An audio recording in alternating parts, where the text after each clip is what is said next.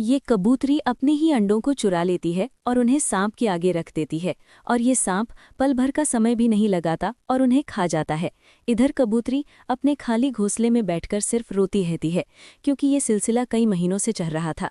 एक दिन ये सांप 4 बच्चों को जन्म देता है जिससे सांप को बहुत ज़्यादा भूख लगती है।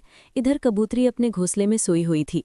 ये सांप भूख से तड़पता हुआ उस पेड़ पर चढ़ जाता है और कबूतरी को अपना निवाला बना लेता है। तभी कबूतर पत्नी को खाने के लिए एक टमाटर लाता है, लेकिन घोंसले में उसी सांप को देखकर कबूतर की सांसें थम जाती हैं और अब कबूतर के खून में बदले की भावना जाग उठती है। लेकिन वो अकेला कुछ नहीं कर सकता था, इसलिए मदद के लिए वो चील के पास जाता है। कबूतर चील को अपनी सारी घटना कह सुनाता है।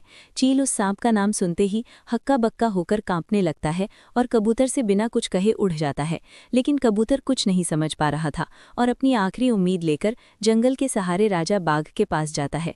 जंगल का राजा बाघ कबूतर की ऐसी बातों को सुनकर अपने बीवी बच्चों को हमेशा के लिए जंगल छोड़कर भाग जाता है। अब कबूतर पूरी तरह से टूट चुका था और वहीं सो जाता है। तभी उसके सपने में उसकी पत्नी कबूतरी आती है। कहती है ये कोई साधारण सांप नहीं है, क्योंकि सांप के भेष में बैठा एक राक्षस है। ये केवल अमावस्या की रात को ही अपने स्वरूप में आता है और हर बार ये राक्षस जंगल के सभी जानवरों को कैद कर अमावस्या की रात को उनकी बलि दे देता था। ये केवल राक्षस के स्वरूप में अमावस्या को ही मारा जा सकता है। कबूतर की नींद खुलते ही उसकी आंखें चमक उठी, क्योंकि अगले ही दिन अमावस्या थी। कबूतर जंगल से उड़ते हुए गांव में कुत्ता के पास से उसकी बंदूक चुरा लाता है।